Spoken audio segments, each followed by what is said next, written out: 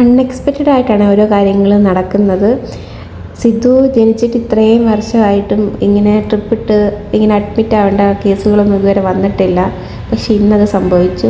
ഒരാഴ്ച കൊണ്ടേ പനിയായിരുന്നു. അപ്പോൾ ഇന്നായിരുന്നു ഡോക്ടറിനെ കാണേണ്ട ദിവസം. അപ്പോൾ കുറവില്ലാത്തതുകൊണ്ട്, അതായത് കുറവില്ലെന്ന് വെച്ചാൽ വയറുവേദന ഛർദിലും ഉണ്ടായിരുന്നു, ഭയങ്കര ക്ഷീണവും. സിദ്ധു ആണെങ്കിൽ പിന്നെ അല്ലാതെയും ഫുഡ് കഴിക്കത്തില്ല, പിന്നെ പനിയായതുകൊണ്ട് പിന്നെ പറയാനും കൂടിയില്ല.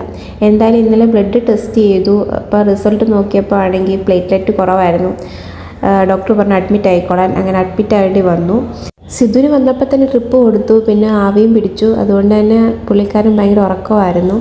ഞാനിങ്ങനെ പോസ്റ്റ് അടിച്ചിരിക്കുമായിരുന്നു. കാരണം ഇന്ന് ഇങ്ങനൊരവസ്ഥ വന്നപ്പോഴാണ് നമുക്കത് എത്രത്തോളം ഫീലാവുന്നത് മനസ്സിലായത്. ഈ ഹോസ്പിറ്റലിൽ ഇരിക്കുന്നതിനൊക്കെ എന്തായാലും സമ്മതിക്കണം കേട്ടോ. പിന്നെ എനിക്കൊരു ധൈര്യത്തിന് വേണ്ടി 1-3 നാരായണ ഒരു പേപ്പറിൽ എഴുതുമായിരുന്നു സിദ്ധു ഉറങ്ങിയ ടൈമിൽ. പിന്നെ ശിവയാണെങ്കിൽ അംഗനവാടി പോയിട്ടൊക്കെ വന്ന് കാണും ഈ സമയത്ത്. അപ്പം എനിക്ക് എല്ലാം കൂടെ ടെൻഷനായിപ്പോയി. ഞാൻ കുറേ നേരം അങ്ങോട്ടും ഇങ്ങോട്ടുമൊക്കെ നടന്നു. കാരണം ആരുമില്ല, അപ്പുറത്തെ റൂമിലൊന്നും ആരും ഇല്ലായിരുന്നു. ഞാനുള്ള ജനാലകളിലും ഒക്കെ ഇങ്ങനെ നോക്കി കുറേ നേരം നിന്നു. പിന്നെ റൂമിൽ കുറേ നേരം അങ്ങോട്ടും ഇങ്ങോട്ടും നടന്നു. പിന്നെ നമ്മുടെ കുറുമ്പി അംഗനവാടി പോയിട്ട് ഒന്ന് വീഡിയോ കോൾ ചെയ്തു, അവളെ കണ്ടു. സിദ്ധുവിൻ്റെ ട്രിപ്പൊക്കെ തീർന്നു. പിന്നെ വീട്ടിൽ നിന്ന് എല്ലാവരും വന്നിട്ടുണ്ടായിരുന്നു. നൈറ്റിലെ ഫുഡൊക്കെ കൊണ്ട് തന്നു. സിദ്ധു ആകെ മൂടോട്ടായിട്ട് ഇരിക്കുവാണ്.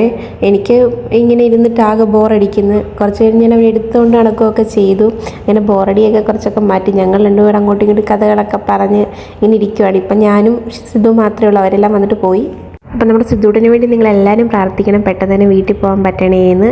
ഇന്നത്തെ ഹോസ്പിറ്റൽ വ്ളോഗ് ഇത്രയേ ഉള്ളൂ. അപ്പോൾ tata bye bye, see U.